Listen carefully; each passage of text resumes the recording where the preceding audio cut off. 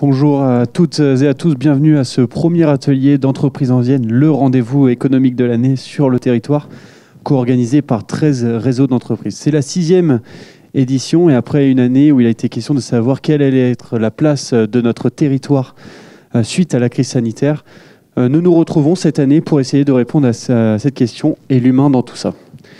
Pour entamer cette réflexion, nous recevons aujourd'hui les étudiants de l'IAE, qui vont nous faire un retour sur leur vision de l'entreprise idéale et le monde de l'entreprise. Alors, est-ce que vous pouvez commencer par vous présenter avec classique, nom, prénom, âge, et puis évidemment, quel a été vos stages, où est-ce que vous avez fait des stages? Bonjour à tous. Je peux l'enlever. Je m'appelle Nina Howard et je suis actuellement en M1 CGAO, donc c'est contrôle de gestion et audit organisationnel à l'IAE de Poitiers. En termes de stage, j'ai fait chaque année j'ai eu des stages en entreprise. Le premier, je l'ai fait dans une petite PME anglaise spécialisée dans la gestion de l'impression. Mon deuxième stage en entreprise, j'ai eu la chance de le faire en Allemagne, dans une entreprise industrielle qui était spécialisée dans la fabrication de filtres. Les deux stages, j'étais dans la fonction comptable et financière, donc je travaillais aux côtés généralement du directeur financier et des comptables.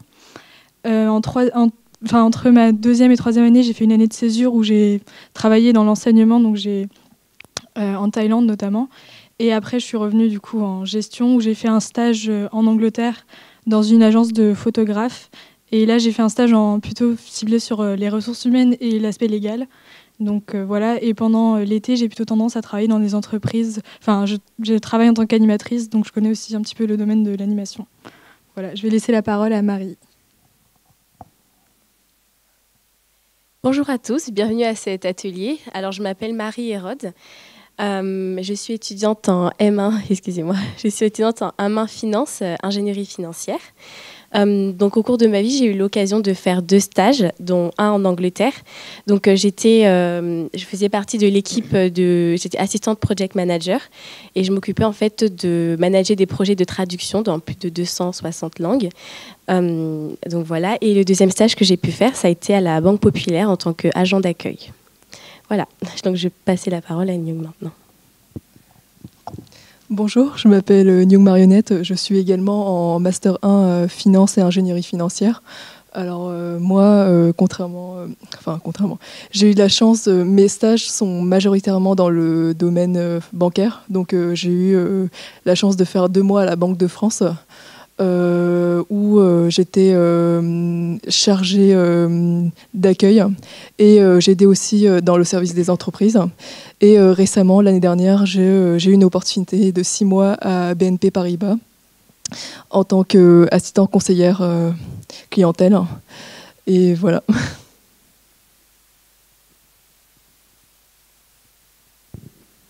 Alors, bonjour à tous, moi je m'appelle Salmatou, je suis en L3 gestion, je suis la plus jeune du groupe.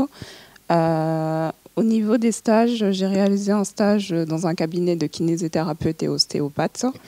Par la suite, pour me valider ma L3 gestion, je veux réaliser un stage en communication et marketing. Au niveau associatif, je me suis portée vraiment sur tout ce qui était association d'accompagnement aux jeunes plutôt dans les quartiers. Donc tout ce qui était association du type réseau social ou aide à la mobilité. Niveau sportif aussi, au niveau des associations, c'est vraiment au niveau sportif et aide à la jeunesse. Mon projet professionnel, il est porté sur l'entrepreneuriat et notamment l'entrepreneuriat au féminin. Je veux déjà entreprendre et aider plus tard les femmes qui veulent entreprendre et qui n'osent pas forcément. Je vais passer la parole à Elio. Donc bonjour à tous, moi c'est Elio Calandra. Donc cette année à l'IAE, je suis en Master 1, Management et Commerce International. Avant ça, j'ai réalisé une licence AES, donc voilà, j'enlève mon masque, en Administration économique et sociale, donc à Aix-en-Provence, où j'ai réalisé un Erasmus en Suède, donc pour la 3e année de licence. Donc niveau stage, moi je me suis plus engagé associativement parlant, je dirais. Donc là, ça fait 3 ans que tous les ans je surveille les plages avec les sauveteurs en mer, donc les étés. Et là, dès mon intégration à l'IAE, donc en septembre, enfin, je dirais même en août, j'ai rejoint la junior entreprise de l'IAE de Poitiers, et donc en tant que responsable commercial. Donc, et sinon, je dirais que pour mon projet professionnel, j'aimerais bien m'engager en tant que consultant, enfin dans un cabinet de conseil, donc soit en tant que commercial ou chargé d'affaires, mais donc rester dans la lignée de la junior entreprise. Voilà, maintenant je vais passer le micro à Chloé.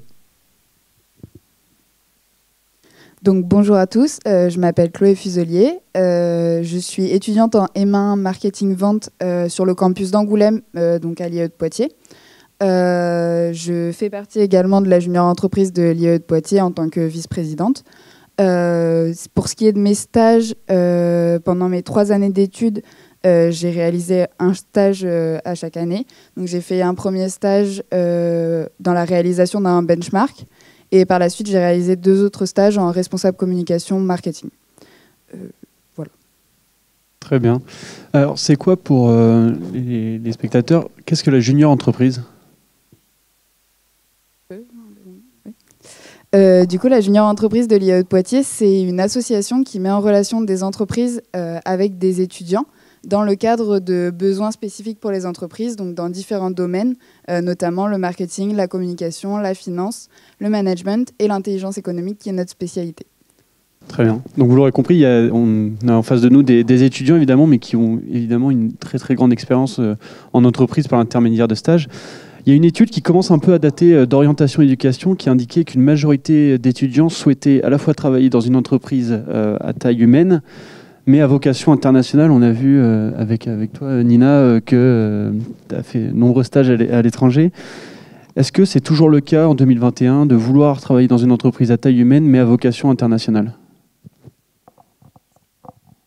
Pour ma part, oui. C'est notamment les 2 stages que j'ai faits. La première était dans une PME, donc c'est vrai qu'il y avait qu'une 50aine d'étudiants. Pas d'étudiants, de salariés. Ce qui était vraiment pratique pour l'intégration.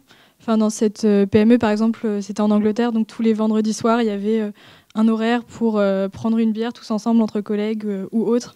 Et du coup, il y avait beaucoup de moments comme ça, un petit peu conviviaux. Et pareil, en Allemagne, c'était une petite entreprise avec une centaine de salariés, ce qui faisait qu'il y avait beaucoup d'événements. Et très vite, on apprenait au moins à connaître son équipe et au moins de vue à peu près la plupart des personnes qui travaillaient dans les bureaux. Après, actuellement, avec le Covid-19, je trouve que c'est un peu plus compliqué de trouver des stages à l'étranger. Là, on est dans la même classe et du coup, on cherche nos stages pour cette année. C'est vrai que j'aimerais bien partir à l'étranger, mais avec les incertitudes, en fait, pour tout ce qui... les entreprises, en fait, ne savent pas trop s'ils vont pouvoir nous accueillir ou non. Donc, actuellement, c'est un petit peu plus compliqué. Donc moi je vais plutôt du coup soit pour des grandes entreprises parce que ils se connaissent un peu mieux les lois et du coup ils ont un petit peu moins peur du changement, ou alors rester sur des stages en France. Les autres ? Oui, alors juste pour préciser, j'ai oublié de le faire tout à l'heure, je fais également partie de la junior entreprise de l'IAE en tant que trésorière. Et pour revenir sur ce sujet, justement, je cherche aussi un stage. Et dans la recherche de stage, c'est vrai qu'on se pose beaucoup la question, est-ce qu'on souhaite travailler dans une PME ou est-ce qu'on souhaite plutôt intégrer une grande entreprise qui est plus présente à l'international ? C'est vrai qu'il y a des avantages, des inconvénients dans chaque type d'entreprise. Donc c'est un choix assez compliqué. Donc c'est vrai que je suis tout à fait d'accord avec cette étude. Donc voilà. Donc c'est toujours le cas en 2021. Et c'est pas un paradoxe de vouloir chercher une entreprise à taille humaine ? On parle de 10, 20 salariés, mais avec un rayonnement international ? Alors oui, personnellement, je pense que travailler dans une petite entreprise, c'est vraiment mieux pour le contact, pour le relationnel, parce que c'est très important de travailler de bien s'entendre avec ses collègues et ces choses-là. Mais dans un autre sens, travailler dans une entreprise très internationale, on est une grande équipe. Et comme en parlait Nina, c'est vrai qu'après se retrouver, après le travail, passer du temps ensemble, c'est extrêmement important. Et dans une grande entreprise, après, j'ai pas fait l'expérience, mais j'ai l'impression que c'est un peu plus compliqué de retrouver ce côté-là. Donc voilà. Alors, vous avez tous fait des stages, ça participe à la relation entreprise-études. Aujourd'hui, elle est comment cette relation entre les entreprises et les étudiants ? Moi, je pense que durant nos stages en entreprise, on acquiert ce qu'on appelle les soft skills, des compétences qui nous seront utiles dans nos études. Donc, certes, il y a cette partie entreprise et stage, mais il y a aussi un lien. Un lien qui met en lien ce qu'on a fait au sein des entreprises et aujourd'hui ce qui me sert dans mes études. Je peux donner des exemples type l'organisation, le fait est de répondre à des objectifs, ce qu'on doit faire dans nos postes et nos missions en entreprise, mais ce qui se reporte aussi au sein de nos études. Personnellement, je trouve que la relation étudiant-entreprise à l'heure actuelle, elle s'est quand même beaucoup améliorée par rapport à certaines études qu'on peut voir il y a quelques années. Pour autant, c'est vrai qu'il y a des choses à perfectionner à mon sens et c'est pour ça qu'on fait cet atelier. Lesquelles, par exemple? Alors après, personnellement, ça va être plutôt par mes expériences passées. J'ai pu parfois me retrouver un peu perdue dans mes stages parce que peut-être l'accompagnement n'était pas assez conséquent et je me suis souvent retrouvée en fait en tant que responsable mais sans avoir de responsable au-dessus de moi dans la communication ou autre. Et c'est vrai que du coup j'ai pas pu apprendre grâce à quelqu'un, mais j'ai un peu dû apprendre par moi-même et c'est un peu ce que je regrette dans certains de mes stages et que j'aimerais bien qu'ils soient perfectionnés par la suite. Donc plus d'accompagnement. C'est ça. Oui. Ok. Et il y a d'autres problématiques que vous pouvez rencontrer lors de stages, par exemple? Moi, c'est pareil. Alors, je suis d'accord avec Chloé au niveau accompagnement. Je trouve que tout le monde a ses objectifs et qui sont. Excusez-moi, pardon. Oui, je disais que je reviens un petit peu sur ce que Chloé disait et je trouve que, via mes expériences, je trouvais que dans certaines de mes expériences, il y avait un manque d'accompagnement. Du coup, c'est dommage parce qu'en fait, on est moins opérationnel. Enfin, moins rapidement, du coup, c'est un petit peu un gâchis.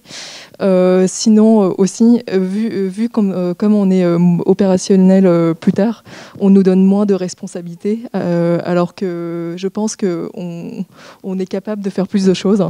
On est un peu, quelquefois, sous-estimé à notre valeur. Si je peux rajouter quelque chose par rapport à ça, c'est justement, voilà, je reviens sur ce que les filles elles ont dit dans les stages que j'ai pu faire. Il y avait vraiment un manque d'accompagnement dans le sens où, pour moi, mon stage en Angleterre, j'avais toujours les mêmes tâches à faire. Et c'est vrai que j'avais pas de tâches un peu plus à responsabilité, donc j'étais tout le temps amenée à refaire la même chose.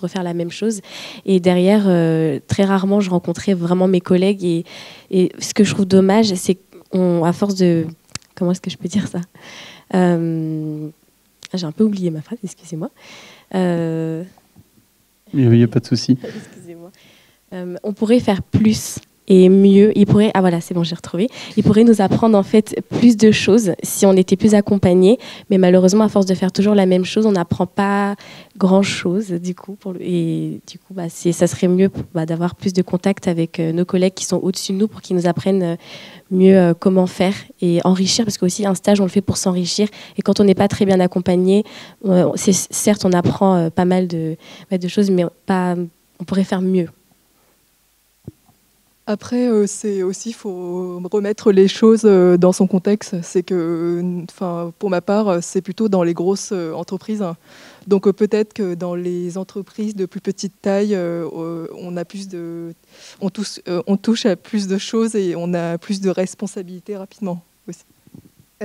Par contre, pour rebondir par rapport à ce que tu viens de dire, Nung, c'est vrai que moi, les stages dans lesquels je me suis sentie trop lâchée en autonomie, c'était plutôt dans des stages dans des petites entreprises. Parce qu'en fait, c'est comme s'ils m'avaient pris en stage pour que je puisse faire des tâches un petit peu qui n'allaient pas m'apprendre énormément de choses, mais qui allaient être pratiques pour eux. Du coup, je pense que c'est aussi le cas dans les petites entreprises. Je pense que ça dépend beaucoup des entreprises. Moi, je suis d'accord avec ce que dit Chloé. Après, moi, c'est plutôt un problème de répartition du travail que j'ai eu.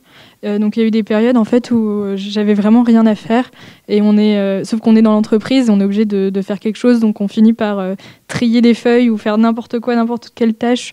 Et après, à d'autres moments, j'avais des gros projets qui étaient très prenants et qui, comme disaient les autres, se rapprochaient quasiment à un travail. Par exemple, mon dernier stage, parfois, j'avais l'impression de faire un travail de ressources humaines, alors qu'en soi, j'étais une étudiante en 3e année. On faisait du recrutement, on écrivait les processus, tout ça. Et donc, pour moi, c'est un petit peu à deux sens. Parfois, on nous donne énormément de responsabilités. On a des journées on est impliqué dans plein de réunions avec plein de personnes. On a beaucoup de travail, une charge assez importante. Et là, dans ce cas-là, on se dit comment est-ce qu'on peut faire tout ça ? Est-ce qu'on a vraiment les compétences ?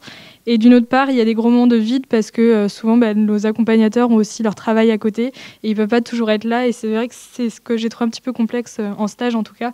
Ce que j'ai moins ressenti quand je travaillais vraiment en tant que dans un CDD ou un CDD, entre autres.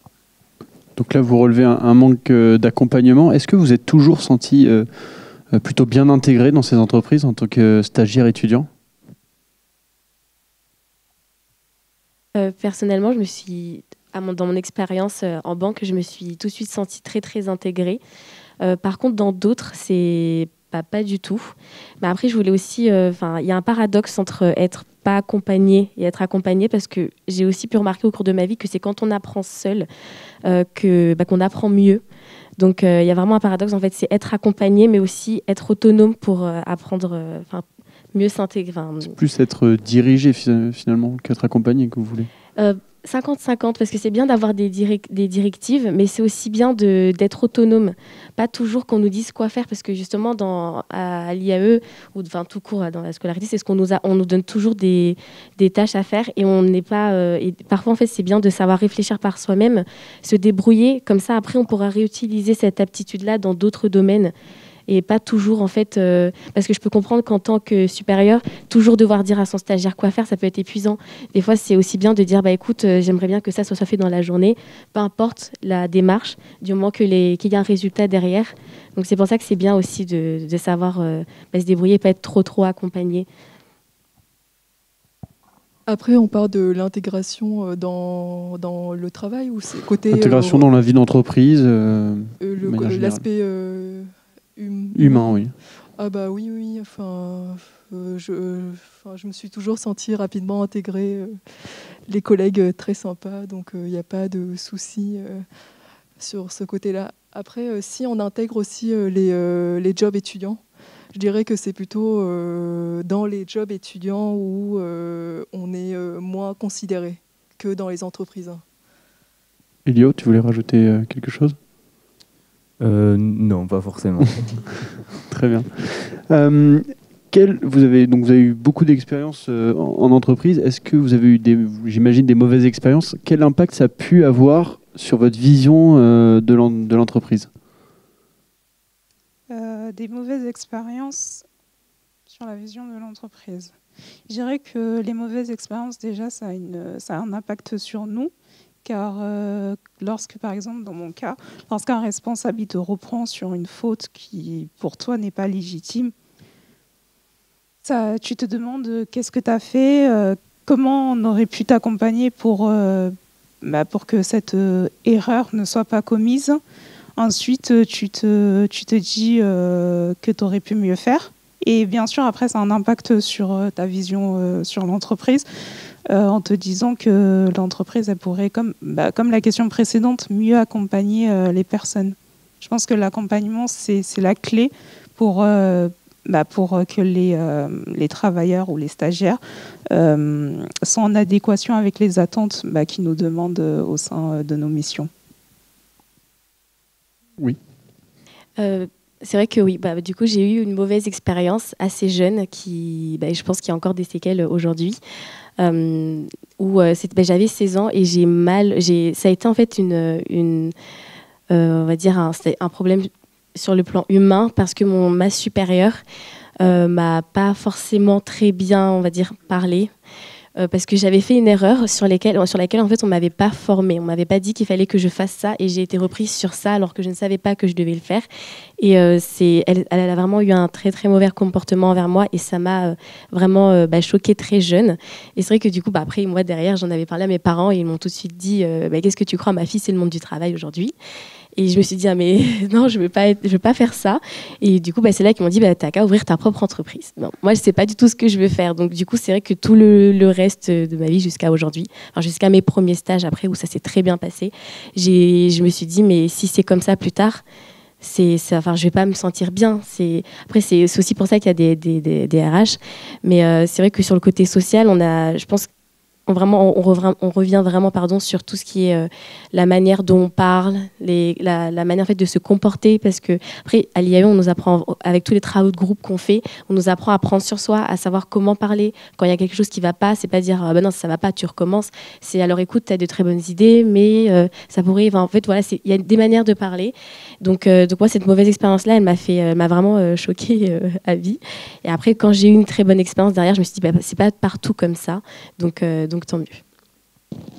Chloé, tu voulais réagir ? Non, mais je suis assez d'accord par rapport aux expériences qui peuvent être marquantes, parce que personnellement, mon premier stage quand j'ai commencé mes études supérieures, j'ai dû faire un benchmark toute seule, sans avoir aucune connaissance de ce qu'était un benchmark au début. Et je me suis retrouvée totalement perdue pendant un mois. J'ai dû rendre un truc à la fin qui, très probablement, n'a jamais été utilisé, mais au moins, ça avait été fait. Et je pense que ça m'a fait vraiment peur pour la suite, parce que je me suis dit que si un stage, c'était comme ça, j'allais jamais rien apprendre, enfin, à part par moi-même, mais c'était pas des vraies connaissances assez stables, d'après moi. Et c'est pour ça que, du coup, je pense que ça peut être assez difficile, des mauvaises expériences. Mais pour autant, après, comme Marie, j'ai eu des stages super par la suite et ça s'améliore. Parce que voilà, personnellement, justement, ça m'a appris que plus tard, je veux absolument travailler dans une entreprise dans laquelle je m'entends très bien avec mes collègues. Parce que si je ne m'entends pas avec mes collègues, c'est pas possible. Donc, c'est vraiment pour revenir sur le fait que l'aspect humain, c'est extrêmement important. Donc voilà. Alors, on a souvent un problème en tant que jeune, c'est souvent qu'on manque d'expérience. Donc, sur le marché du travail, on nous dit souvent oui, c'est très bien, mais tu manques d'expérience. Comment vous gérez ça, et comment on peut ou vous pouvez pallier à ce problème qu'on vous répond lors d'entretien ? Pour ma part, pour pallier à ce problème, très jeune, en fait, je me suis engagée dès le lycée, par exemple, dans le journal du lycée, donc avec un petit rôle là-dedans, ce qui permet en fait d'avoir des lignes sur le CV, puis petit à petit des engagements aussi associatifs. Donc là, par exemple, cette année, je fais partie d'une association qui aide les réfugiés pour leur donner des cours de français. Enfin, c'est des petites choses comme ça qui, au final, vous apprennent des soft skills.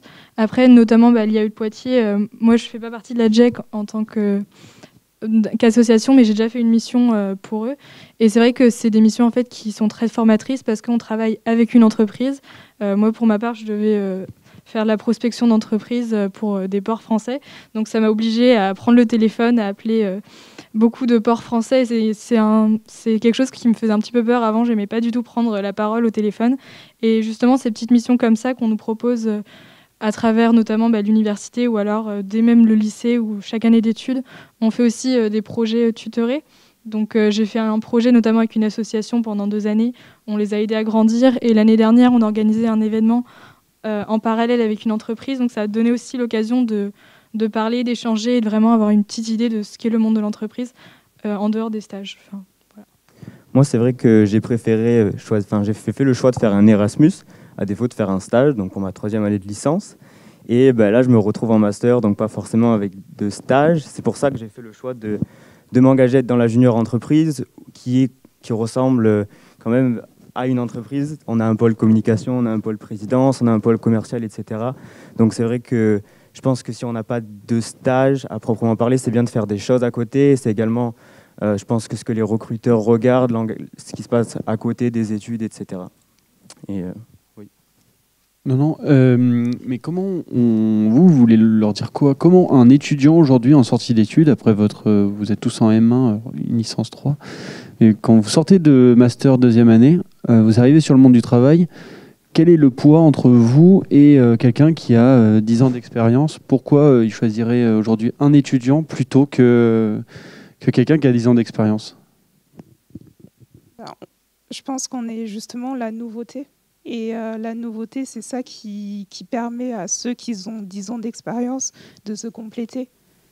Car quand tu as 10 ans d'expérience dans une entreprise, dans la même structure, c'est très bien, mais tu as ta vision des choses, tu as une vision qui peut parfois être linéaire, et des jeunes qui viennent de sortir de M2 apportent une nouvelle vision, et je pense que c'est ça dans les entreprises qui permet de se compléter et d'enrichir l'entreprise.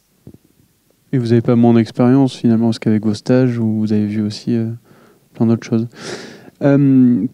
Pour revenir sur vos cas un peu plus personnels, quelle a été votre pire expérience et votre meilleure expérience en stage? Nina, si tu veux commencer. Pour ma part, j'ai plutôt eu des expériences positives. Donc, malgré le fait que parfois je trouvais les journées un petit peu longues, au final, ça a fait que généralement, j'en ai parlé avec mon maître de stage. Et ce qui a fait que généralement, on m'a donné des tâches plus compliquées. Donc, généralement, mes stages ont été formateurs de ce point de vue-là. Après, en job d'été, j'ai eu des boulots en animation où ça a été un petit peu compliqué. Donc ça serait plutôt dans mes...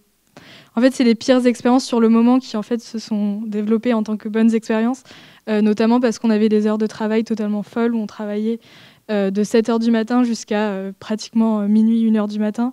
Et on bougeait toute la journée. On a quand même beaucoup de responsabilités parce qu'on est en charge d'enfants.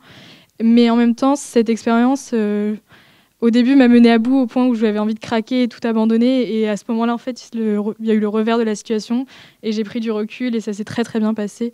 Et je pense que toute expérience est bonne à prendre, en fait. Enfin, pour ma part, j'ai jamais eu de très, très, très mauvaise expérience. Ça a parfois été un petit peu plus dur que de s'intégrer au début parce que on est un étudiant, les personnes savent qu'on n'est pas là pour très longtemps aussi, puisqu'on est là pour des stages de 2-3 mois. Donc on est un petit peu de passage, mais après, généralement, les gens sont plutôt sympathiques. Et il y a aussi le fait de la nouveauté, comme ils en ont parlé, ils sont quand même contents d'avoir des nouvelles personnes, des nouvelles idées. Et parfois même, on entreprend des projets que des personnes n'ont pas voulu faire. Enfin, moi, je sais que mon dernier stage, c'était en fait reprendre des choses de l'audit que d'autres personnes en fait, auraient dû faire, mais n'ont pas le temps ou n'ont pas l'envie ou ne savent pas comment s'y prendre. Donc c'est vrai qu'en tant que stagiaire ou même en tant que jeune diplômé, ça peut être pas mal. En fait, on nous donne souvent des missions comme ça. Enfin, nous, on nous a dit notamment en contrôle de gestion et en finance que dans nos premières années, on allait nous donner des missions un petit peu compliquées qu'on ne donnerait pas forcément à quelqu'un de plus âgé parce que ça requiert du changement et tout ça. Donc, voilà. Donc, moi, je vais vous parler de ma deuxième pire expérience, que j'ai déjà parlé de ma première terrible expérience. Donc, ma deuxième pire expérience, ça a été, alors on va dire en Angleterre. Donc, ça a été très dur pour moi parce que j'étais déjà loin de tout le monde.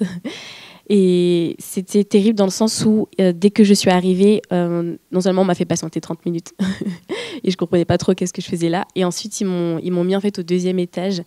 Et je pensais qu'à un moment donné, j'allais être amenée à rencontrer mes collègues, faire des tâches un peu différentes. Et ils m'ont donné un bouquin et ils m'ont dit, voilà, donc tu vas devoir lire ça pendant 2 heures, ça va être tout ce que tu vas devoir faire. Et donc voilà, donc j'ai lu, j'ai appris, j'ai fait ça pendant 3 mois. Toutes les tâches il y en avait une en particulier, simplement des tâches assez simples. Et j'ai fait ça en fait pendant 3 mois au deuxième étage et j'ai rencontré personne. Donc ça a été très dommage du point de vue professionnel. Avec mes collègues en tout cas, donc c'était une pire expérience pour moi parce que j'ai l'impression, je dis bien l'impression parce qu'après avec du recul, je me suis rendu compte que j'ai appris beaucoup de choses, mais c'est sur le moment j'avais l'impression de rien apprendre parce que je ne parlais pas avec de vrais anglais, des anglais physiques, parce que après j'ai appris à communiquer par mail en anglais, en respectant leur code, leur manière de faire, et aussi d'appeler les traducteurs partout dans le monde pour des traductions de dernière minute où je ne trouvais personne par mail. Donc en soi, ça m'a appris de switcher français-anglais très rapidement. Donc au niveau anglais, maintenant, je ne m'inquiète plus. Mais j'ai trouvé ça vraiment... pour moi, ça a été une pire expérience parce que j'avais juste une envie. En fait, je pense que vous savez très bien, quand on regarde tout le temps sa montre et qu'on est au travail, c'est qu'il y a un souci. Normalement, on devrait être débordé et aimer ce qu'on fait, pas voir l'heure passer. Moi, c'est ma vision du travail, c'est ne pas voir le temps passer. Et comme ça, à la fin, on est en mode j'ai déjà fini. Il me reste encore plein de choses à faire. Donc, pour moi, c'est ça une bonne expérience, c'est avoir plein de choses à faire et pas se rendre compte que l'heure passe. Et là, pour le coup, j'avais l'impression que je regardais minute par minute. Donc, c'était vraiment terrible. Donc, voilà. Pour ma part, j'ai pas de mauvaise expérience. Ça peut être bonne aussi. Hein. Qu'est-ce qui a fait que c'était une bonne expérience Alors, sinon, je vais plutôt une bonne expérience. Il y a une expérience qui m'a particulièrement marquée. C'est un petit peu ma première vraie expérience professionnelle. C'est celle à la Banque de France, où en fait,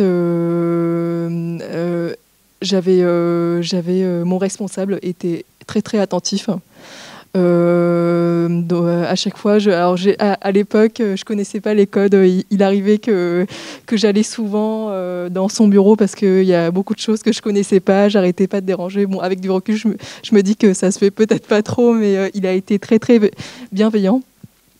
Donc un jour, il m'a donné un projet, il m'a dit que voici un programme, ton rôle aussi, ça va être d'alimenter ce projet. Il m'a carte blanche, je pouvais faire ce que je voulais. Et du coup, j'étais stressée au départ, mais en même temps, c'était très stimulant parce qu'en fait, de base, j'avais aucune connaissance quasiment de Excel. Et du coup, pendant 1 mois et demi, je me suis mise à apprendre le développement, faire des macros. Et c'était tellement stimulant que même en dehors du travail, normalement... je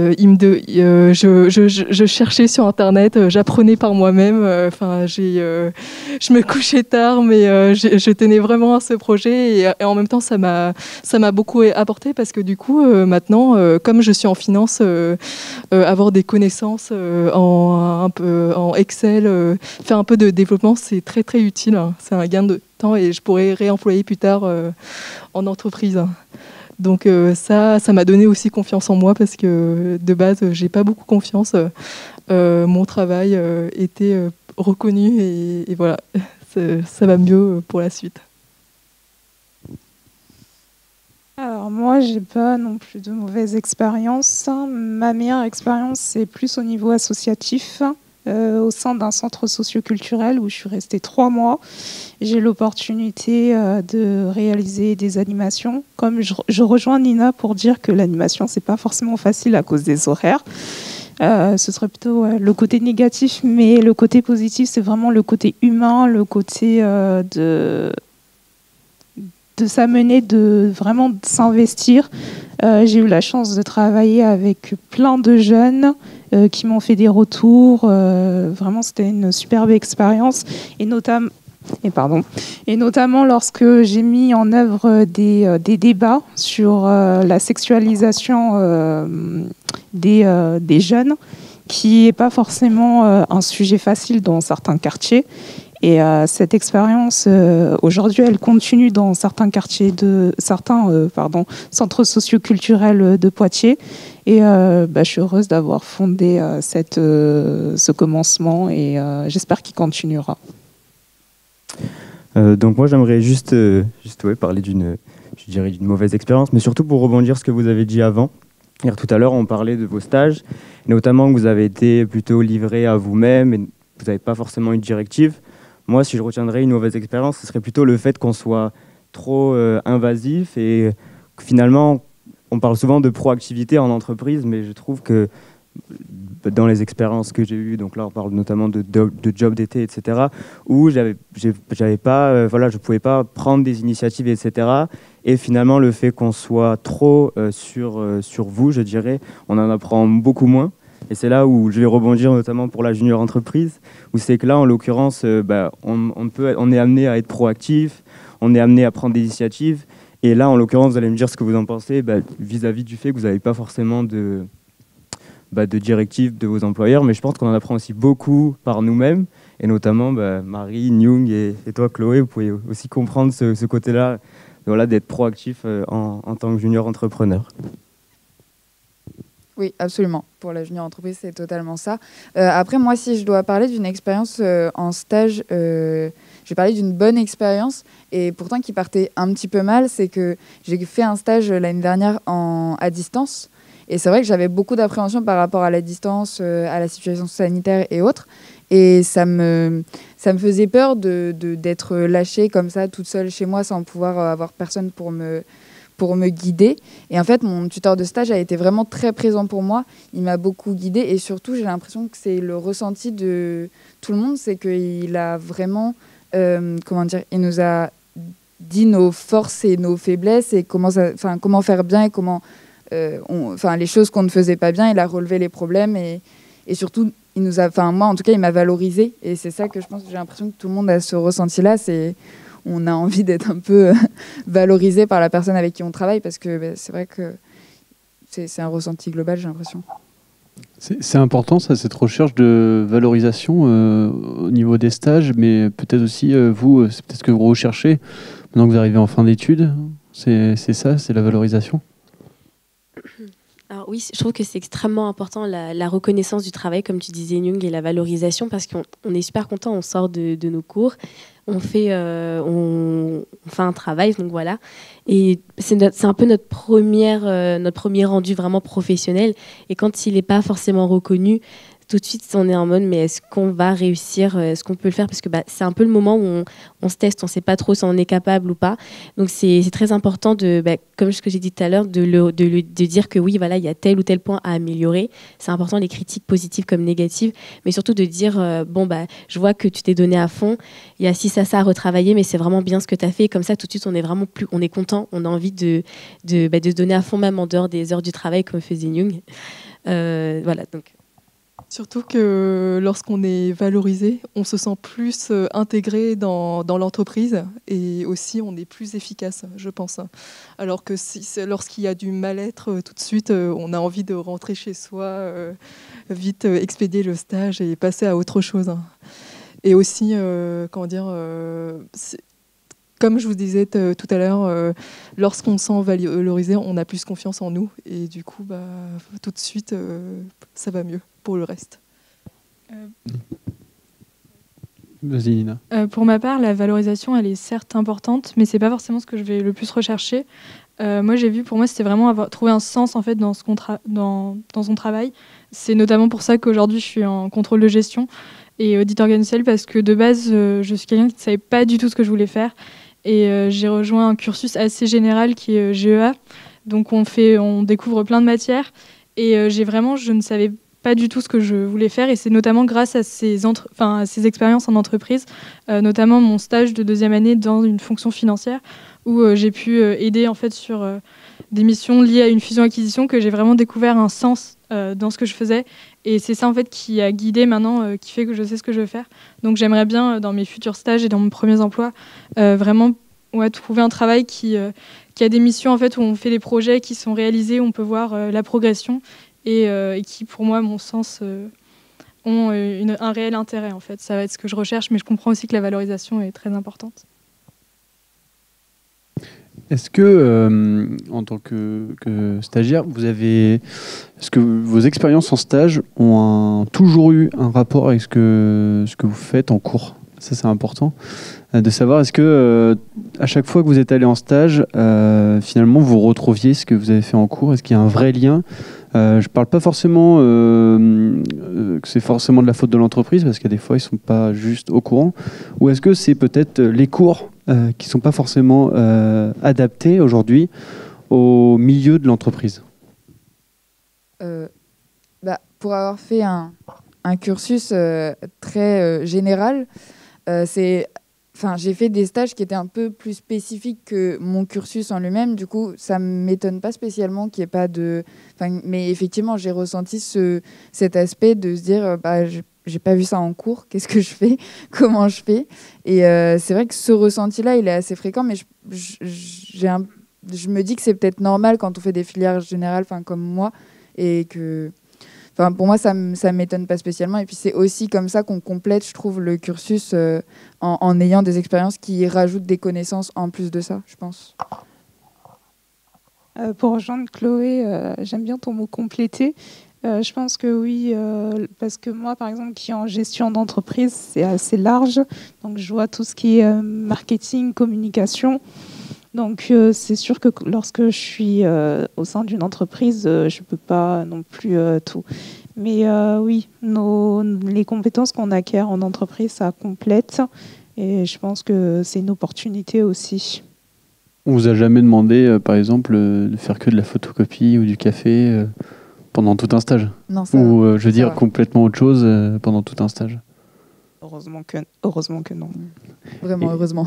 Et pour prendre à l'inverse, est-ce que les cours sont adaptés au milieu de l'entreprise?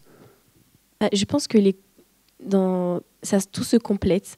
Parce que ce que j'ai pu remarquer, donc j'ai pas eu la chance d'avoir des stages en rapport avec mes études, c'est pas faute d'avoir essayé, mais en tout cas, j'ai l'impression qu'en fait, à l'IAE, ce qu'on nous apprend, c'est le savoir-être.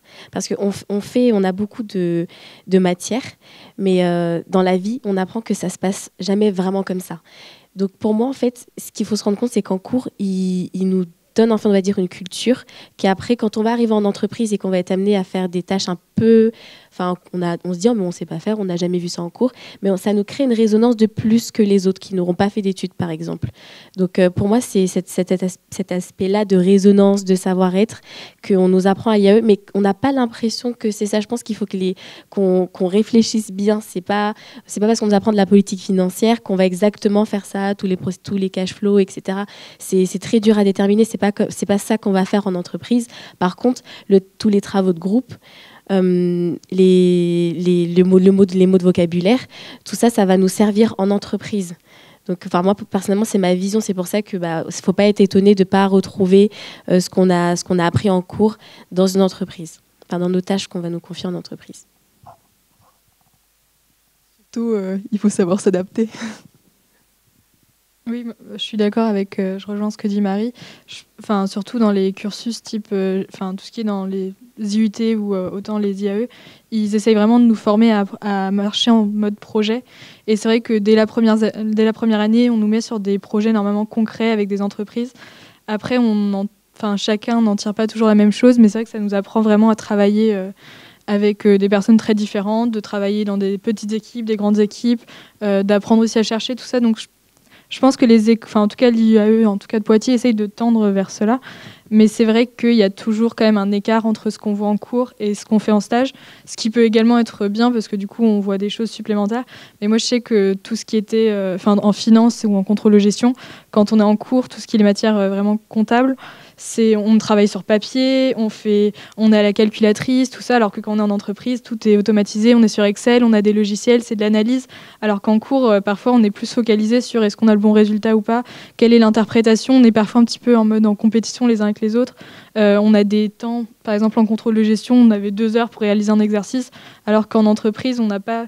Donc ça se rapproche à ce temps, mais il y a encore des progrès à faire et je pense que ce sera un petit peu toujours comme ça. Il y aura toujours un décalage entre ce qu'on voit en cours et ce qu'on fait en entreprise.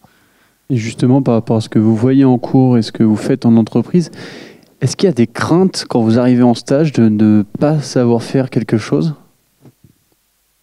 Oui. Enfin, nous, en tout cas, c'est une grosse crainte qu'on a en ce moment lors de notre recherche de stage.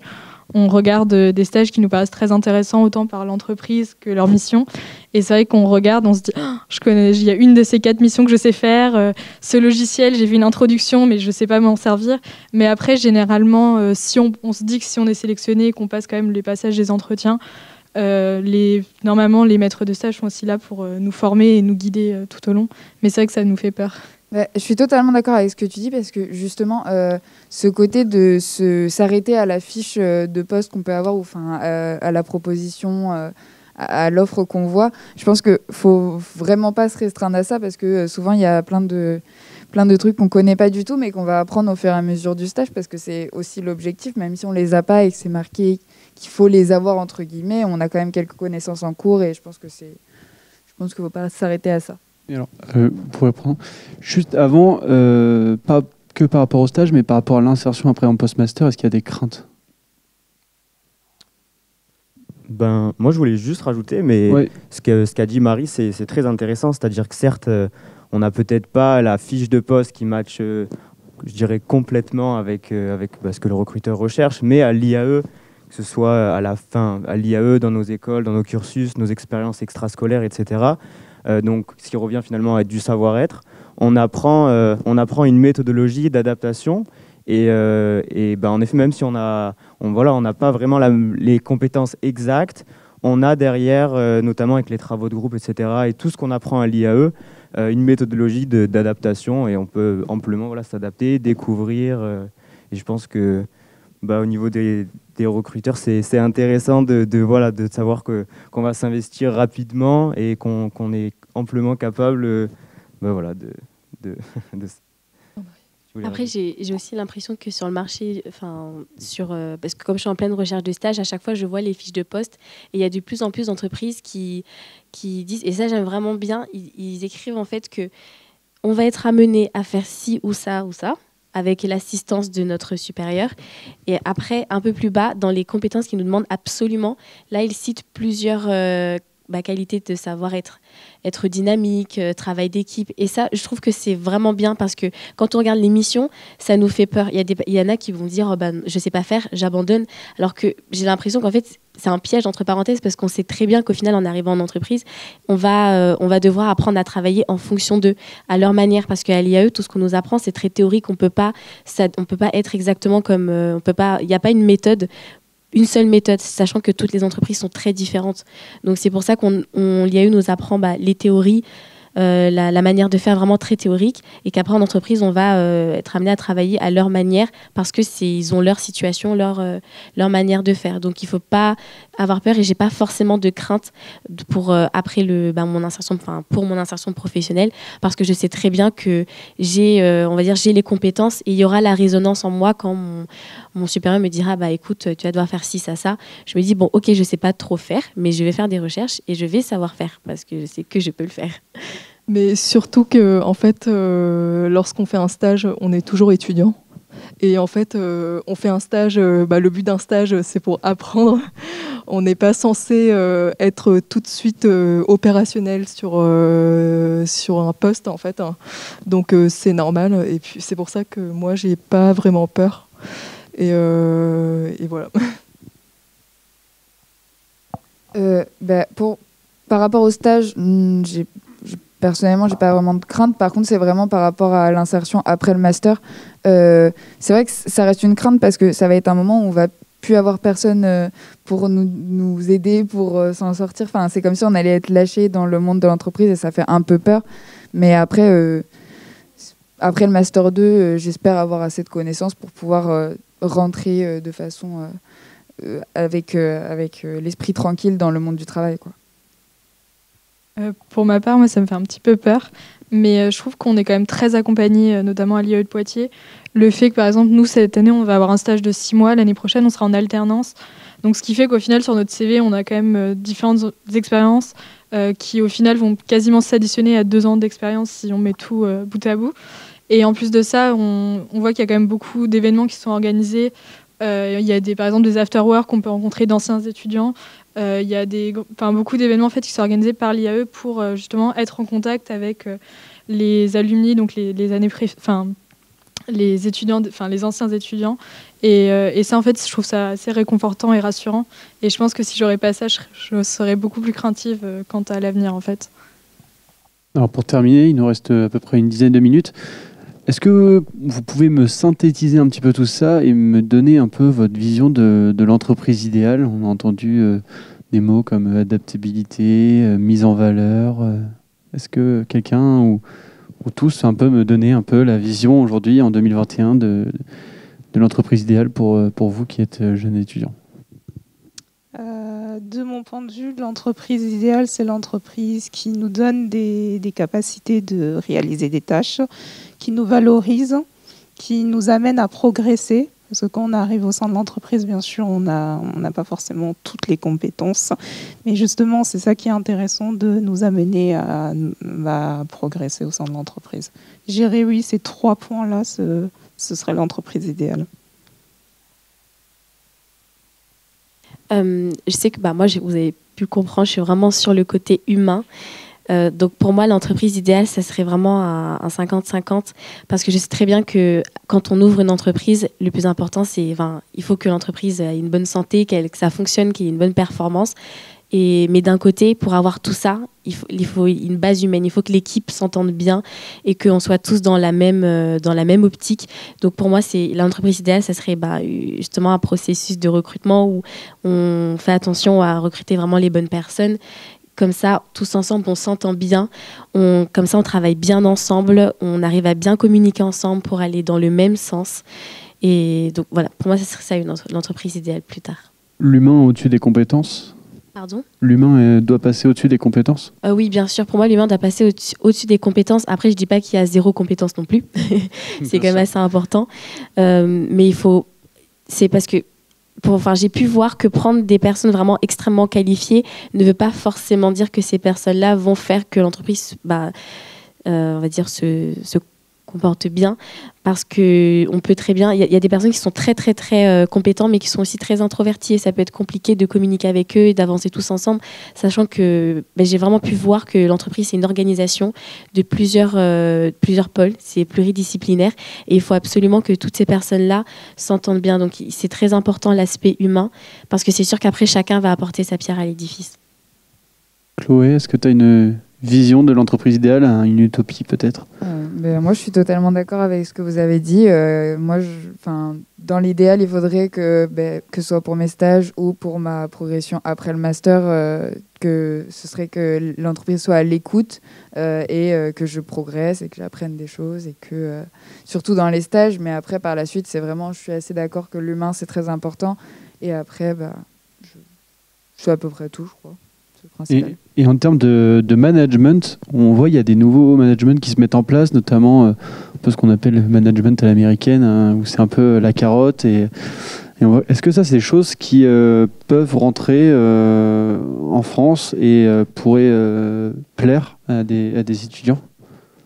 Vous parlez du happiness management. Exact. Moi qui ai une logique très anglo-saxonne d'entreprendre, d'amener chacun à se développer, j'aimerais bien voir ça en France.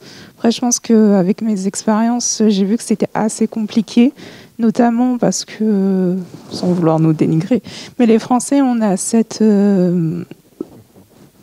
difficulté à vouloir que le management, d'être proche de notre supérieur, de le laisser un peu nous diriger, mais en même temps d'avoir des compétences autres. Donc je pense que ce sera assez difficile en France. Après, peut-être d'ici quelques années, pourquoi pas. Moi, pour ma part, j'aime bien en fait le côté assez flexible. Donc le fait qu'on nous donne des projets différents, que ça soit stimulant. Et j'aime bien aussi le fait que de nos jours, on puisse aller de plus en plus tendre vers le télétravail, par exemple. Je ne suis pas forcément pour le télétravail tout le temps, mais c'est vrai que j'ai pu faire j'avais le choix en fait l'année dernière de faire quelques jours en entreprise et quelques jours en télétravail. Et c'est vrai que moi personnellement, je trouvais que c'était un rythme qui me convenait bien. Et j'aimerais bien aussi travailler. Pour ma part, le côté international aussi serait assez intéressant dans une entreprise. Après, c'est pas obligé d'être une grande entreprise, mais je trouve ça vraiment intéressant de travailler avec plein de profils différents et d'autant plus des nationalités différentes. Je trouve que ça apporte que du positif, même s'il y a bien sûr certaines barrières et certaines difficultés au début. Elio, je te vois hocher la tête. Oui, non, moi je suis en commerce international, donc je rejoins tout à fait ce que tu viens de dire. Et pour compléter ma vision, la vision de l'entreprise idéale, pour moi, c'est une entreprise qui offre des possibilités d'évolution de carrière, et notamment à l'international. Parce que je pense, j'ai fait un Erasmus en Suède et j'ai été amené à travailler donc avec des étudiants de différentes nationalités, et je pense qu'on est plus fort et on se complète d'être de différentes nationalités, et voilà, donc pour moi l'entreprise idéale ça serait ça. Et du coup, en termes de structure, pour terminer, le télétravail, c'est quelque chose, vous en avez fait évidemment en tant qu'étudiant pour vos cours. Est-ce que c'est quelque chose que vous avez vécu en stage, et surtout quelque chose qui vous a plu ou pas? Comment était votre expérience? Parce que c'est pas forcément quelque chose qu'on demande tout le temps aux salariés, savoir si cette expérience du télétravail était bénéfique pour vous ou non. Alors personnellement, oui, je l'ai eu dans mon stage, mais là cette année, je le vois un peu différemment parce que j'habite pas dans la même ville que l'association, et comme je suis vice-présidente, je fais du management dans l'association aussi. Et c'est vrai que pour moi, le télétravail, je pense que il faut trouver vraiment un bon fonctionnement dans une entreprise ou dans une association pour que ça marche bien, le télétravail, parce que ça peut vite devenir très compliqué. que ce soit au niveau de l'entente, de l'écoute ou autre, surtout au niveau du management. Donc, personnellement, je ne suis pas totalement à l'aise avec le télétravail, même encore aujourd'hui, malgré 3 stages en télétravail, je ne suis pas encore très à l'aise avec ça. Vous voyez du coup ou pas, Marie, sur du télétravail?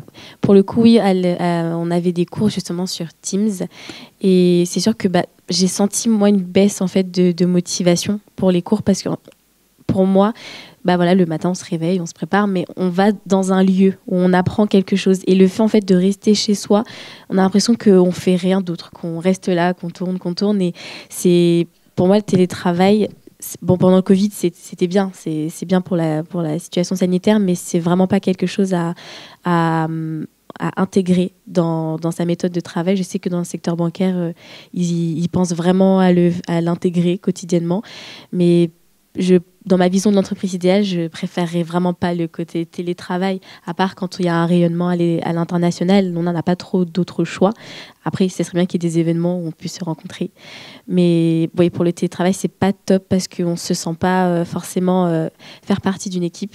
Et quand on se sent pas faire partie d'une équipe, qu'on a l'impression de travailler que pour soi-même et que c'est pas quelque chose qu'on a entrepris, vraiment, c'est pas notre entreprise à nous, tout de suite, il y a une baisse de la motivation et c'est pas top pour l'expérience. Donc mettre l'humain au centre finalement. Toujours oui. Pour finir, moi je suis pas très d'accord avec vous les filles. Le télétravail, je trouve que ça dépend des entreprises, mais ça peut être une opportunité. Par exemple, dans une entreprise qui est portée sur l'international, ça peut permettre que moi, qui en France, travaille avec des personnes qui sont à San Francisco ou à New York ou autre. Donc, ça peut permettre justement une entreprise avec des nationalités différentes. Après, tout dépend des entreprises et je reviens, Chloé, il faut vraiment un juste milieu, quoi. Nina, pour finir. Oui, je suis totalement d'accord. Enfin, moi, je trouve que le télétravail, c'est vrai qu'on peut parfois se sentir très seul. On est devant un écran, mais en même temps, moi, je trouve que j'étais beaucoup plus productive parfois en fait d'être chez moi. En fait, je me disais, tiens, j'ai 3 heures pour faire cette tâche, je vais le faire. Alors qu'en entreprise, je suis de nature bavarde, mais j'avais plutôt tendance à prendre des pauses café, de discuter avec mes voisins de temps en temps. Et parfois, on était vite distrait parce qu'il y avait un autre projet à côté et qu'il fallait y aller. Alors que c'est vrai, quand je travaillais toute seule à la maison, je trouvais qu'on était plus concentré. Et c'est vrai que pour travailler avec différentes nationalités, c'est pratique. Enfin, moi, du coup, là, le dernier stage, on travaillait autant aux États-Unis qu'en Angleterre qu'en France. Du coup, c'est vrai qu'on se planifiait des réunions assez facilement. Et par contre, ce qui manque, c'est donc les côtés informels. Et parfois, donc, faut essayer de concilier les deux, comme ils ont dit. Mais il n'y a pas que des points négatifs du télétravail. On parle beaucoup de marque employeur aujourd'hui. Est-ce que c'est un sujet que vous abordez en cours? Et si oui, vous êtes-vous confronté à ce sujet? C'est-à-dire, quand vous recherchez un stage, est-ce que vous regardez ce que propose l'entreprise à ce niveau-là? Est-ce que c'est visible pour vous? Enfin, est-ce que c'est une notion qui vous paraît importante? Alors, excusez-moi, c'est la première fois que j'entends parler de marque employeur. Si vous pouvez définir, peut-être que ça me dira plus quelque chose. Écoutez, ça va être compliqué quand même de tout vous expliquer ce soir, cet après-midi. En fait, la marque employeur, c'est une réalisation de présentation en fait, de l'entreprise, de ses valeurs, de ses activités, des hommes et des femmes qui la composent, éventuellement de ses clients principaux. Enfin voilà, c'est une présentation de l'entreprise, si vous voulez, qui a pour vocation d'informer, mais d'attirer aussi de futurs collaborateurs. Et puis aussi, ça a aussi pour bénéfice, je pense, quand on a une marque employeur de qualité, de montrer à ses salariés ce que l'on est et éventuellement de créer un peu de fierté en termes de communication externe. Donc, je ne sais pas comment vous le présentez de manière plus concrète, mais voilà, c'est un peu les fondamentaux. Personnellement, par rapport aux entreprises, c'est vrai que quand je postule dans une entreprise, oui, je vais avoir tendance à surtout m'intéresser aux valeurs surtout, parce que j'ai envie d'être plus tard dans une entreprise où mes valeurs vont avec les valeurs de l'entreprise. Donc, je pense plutôt au niveau des valeurs et puis au niveau de l'entreprise en elle-même. Je pense que ça reste important malgré tout pour savoir où on va au final. Mais oui, personnellement, en tout cas, oui, la marque employeur, du coup, m'intéresse beaucoup.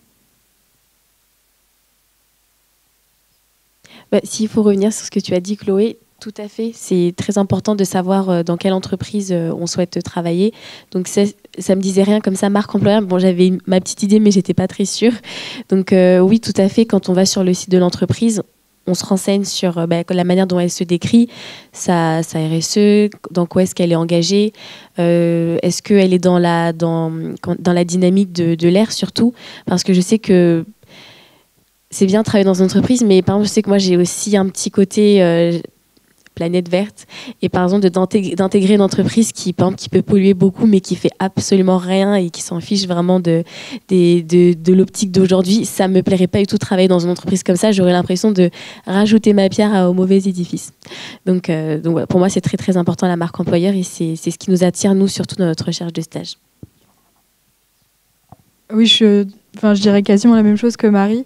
Mais c'est vrai que moi, ça m'est déjà arrivé de mettre de côté des offres de stage ou même d'emploi parce que je me suis rendu compte que c'est un secteur d'activité qui ne m'intéresse pas du tout, ou que par rapport aux valeurs, des choses comme ça, c'est vrai que c'est important. Et même dans la manière dont on nous a formés pour écrire nos lettres de motivation, c'est essentiel d'aller voir le site et s'intéresser aux valeurs. Parfois, quand on est vraiment très intéressé, au contraire, on va essayer vraiment d'en apprendre le plus possible pour être vraiment prêt pour l'entretien. Et c'est vrai que c'est quelque chose qui va vraiment être déterminant pour nos choix de candidature en tout cas.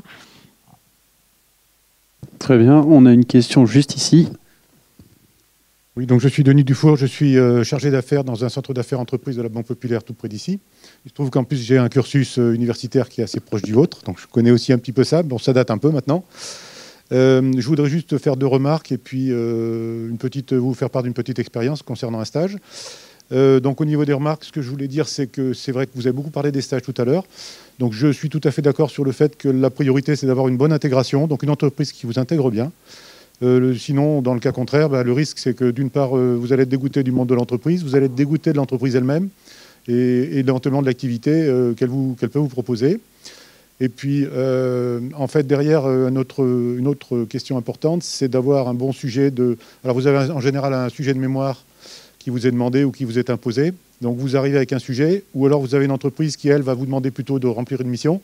Donc ça, c'est important, quand c'est vous qui arrivez avec votre sujet, de bien choisir. Et donc, c'est là que je rebondis sur l'expérience qu'on a, qui était en fait un stagiaire de master qui est venu, je crois, il y a 3 ans chez nous. Donc, il est venu avec son stage de 3 mois. Donc, c'est la première fois qu'on prenait un stagiaire. Donc, on s'est un peu interrogé parce qu'on savait que ça allait nous prendre beaucoup de temps, parce que dans l'idée, on voulait justement bien l'intégrer. Et en fait, il s'est très bien intégré. Il est arrivé par contre avec une idée de thème de stage. 3 mois après, il n'était plus du tout sur la même idée. Donc il est parti sur quelque chose de complètement différent à partir du moment où il est arrivé avec nous. Et il a été totalement intégré puisqu'en fait, il a été considéré exactement comme un salarié. Donc il venait avec nous en rendez-vous. Il rédigeait des notes de présentation de dossiers de financement, y compris des LBO. Il a participé à des entretiens avec même des gros projets très confidentiels. Donc il a été considéré absolument comme un salarié. Alors au bout des 3 mois, qu'est-ce qui s'est passé? Il est revenu, donc il a pris quelques vacances. Et ensuite, il est revenu en alternance. Et là, il a comparé avec ses collègues qui ont fait des stages dans d'autres établissements. On a vu qu'il y avait effectivement des très gros écarts. Lui était très content et visiblement, ce n'était pas le cas de tout le monde. Donc voilà, d'où le choix, effectivement, mais ça, c'est parfois un peu la loterie. Ensuite, on l'a pris en alternance et ensuite, il a été embauché chez nous. Voilà. Donc, je fais un petit peu part de cette expérience. Voilà. J'espère que je n'ai pas été trop long. Ça, c'est un peu ce vers quoi vous voulez tendre? Exactement. Oui. Totalement, ce serait l'idéal, ouais. Justement, ce qui est très important, c'est de considérer les stagiaires comme des salariés. Ça nous aide vraiment, nous, à se projeter dans l'entreprise, à se sentir inspirés pour les tâches qu'on va être amené à réaliser pour vous. Donc, ce que je trouve vraiment intéressant, j'ai eu l'expérience à la Banque Populaire et ce qui m'a plu, donc c'est l'une de mes meilleures expériences, c'est que j'ai tout de suite été considérée comme une salariée. Donc, je participais au rendez-vous. Dès qu'un dossier était terminé, on me l'envoyait pour que j'apprenne, pour que je lise, etc. Donc, ça, je trouve ça vraiment très, très important. On en apprend. Ça, c'est un stage où on apprend beaucoup de choses. Oui, j'avais une question qui a été en partie traitée, mais sur la question de la perception du stage. J'ai l'impression, au travers de vos reportages, excusez-moi, je ne me suis pas présenté, Daniel Biron, je suis journaliste à l'hebdomadaire Courrier français, Vienne et Deux-Sèvres. Donc j'ai l'impression qu'il y a un décalage de perception de ce que doit être le stage. C'est-à-dire que dans ce que vous dites, vous aviez apparemment des attentes, apparemment l'entreprise en avait peut-être d'autres, et vous ne vous êtes peut-être pas exprimé ni l'un ni l'autre au préalable du stage sur les attentes que chacun avait de manière à faire cadrer, parce que j'ai l'impression que dans certains de vos propos, vous avez été surprise ou surpris par ce que l'on vous a proposé, soit au niveau du contenu du travail, soit au niveau de la relation avec les collaborateurs, soit au niveau de l'ambiance générale. Quelqu'un peut-il répondre à la question ? Alors justement, je trouve que c'est un point très important que vous évoquez et c'est justement ce genre de discussion-là qu'on devrait avoir dans les entretiens. Parce que ce que je trouve très dommage aujourd'hui, c'est que dans les entretiens, on nous pose des questions vraiment très bateaux, très compliquées. Pourquoi est-ce qu'on devrait vous choisir, vous ? Pourquoi vous plutôt qu'un autre ? Etc. Alors que pour moi, c'est le moment d'entamer une discussion qu'est-ce que nous on attend de ce stage, qu'est-ce que vous attendez de nous, comment est-ce qu'on peut travailler ensemble pour faire 50-50 dans ce qu'on souhaite. Et si vous allez être amené à faire des entretiens bientôt, sachez que maintenant nous les étudiants, toutes ces questions-là, c'est très compliqué, surtout qu'on ne voit pas vraiment quelle est l'importance de ces questions-là. Donc pour répondre, pour pallier à ce genre de problème, ça serait d'aborder ça directement dans les entretiens. Pour compléter, c'est que, en tout cas, lorsque je fais un stage, j'attends de l'entreprise, je sais pas, de nouvelles choses en plus par rapport à ma formation scolaire. Sauf que malheureusement, souvent, les entreprises embauchent parce qu'ils ont un manque à combler. Et du coup, c'est pour ça que certaines fois, on n'est pas trop accompagné parce qu'on nous met sur certaines tâches alors que nous, on aimerait bien faire des tâches un petit peu plus poussées. Et ça, ça débouche sur un décalage parce que nous, on vient pour apprendre. On aimerait faire des choses alors que l'entreprise, quelquefois, considère qu'on est en fait une ressource. On ne part pas du même point. Donc, voilà. Pour compléter aussi, ce qui fait parfois un décalage aussi, c'est... Quand c'est notamment par rapport aux missions, où c'est que généralement les étudiants, on est un petit peu stressés pour trouver un stage. Il y a tout le monde autour de nous qui trouve un stage, du coup on va essayer. Et il n'y a pas tant d'offres de stage, notamment quand on est en première, deuxième ou troisième année d'études. Bon là en master, il commence à y avoir beaucoup plus d'offres de stage. Mais du coup il y a une sorte un petit stress. Est-ce qu'il y aura vraiment le stage idéal ? Et donc parfois on finit par prendre un stage, peut-être pas le premier venu, mais un stage en fait qui va apparaître parce que et parfois ça débouche sur quelque chose de formidable et parfois on est un petit peu déçu. Et de la même manière par rapport à l'entreprise, c'est vrai que parfois on s'imagine certaines ambiances, on s'imagine certaines choses par rapport à ce que nos parents ou notre entourage nous a dit ou même nos amis, tout ça. Et c'est vrai que je pense que de ce point de vue-là, on peut être parfois déçu ou voir un côté qu'on ne s'attendait pas à voir. En même temps, c'est la réalité. C'est grâce à ces stages-là qu'on voit qu'il y a différentes entreprises, différents moyens de travailler.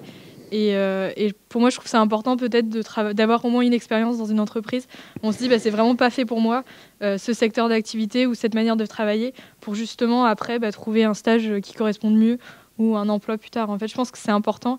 Et en termes de mission, c'est très compliqué, même en faisant des longs entretiens, tout ça, c'est vraiment très compliqué de savoir est-ce que ça va vraiment matcher entre nos attentes et les attentes de l'employeur, en fait.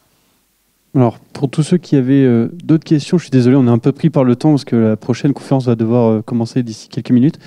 Il y a un stand IAE à la table d'Arthur, donc n'hésitez pas à aller les voir pendant les conférences, entre les conférences. Alors, je suis désolé pour tous ceux qui avaient une autre question. Vous avez une question ? Rapidement. Richard Lazurovic, MEDEF Vienne. J'aimerais vous donner un petit peu d'optimisme. Je comprends votre inquiétude. On voit, vous êtes tous très, très inquiets. un stage, c'est une expérience. Donc ne vous en faites pas, vous en aurez des bonnes et des mauvaises. Vous voyez, moi, mes cheveux gris, j'en ai même plus d'ailleurs. Donc j'ai eu des bons moments, j'ai eu des mauvais moments. Mais j'ai toujours eu la passion et j'ai toujours été optimiste. Donc soyez un peu plus optimiste et prenez les stages pour une expérience. Vous en aurez des bons, vous en aurez des mauvais. Voilà, c'est tout. Mais vous grandirez. Et vous l'avez dit vous-même. Quelquefois, vous commenciez votre stage, il vous semblait pas bon. Et puis, avec le recul, vous vous êtes dit, j'ai appris. Soyez un peu plus optimiste. Merci. Merci, monsieur. On va terminer avec cette note d'optimisme, du coup. Merci de nous avoir écoutés. Et puis, vous pourrez toujours aller voir le stand IAE à la table d'Arthur.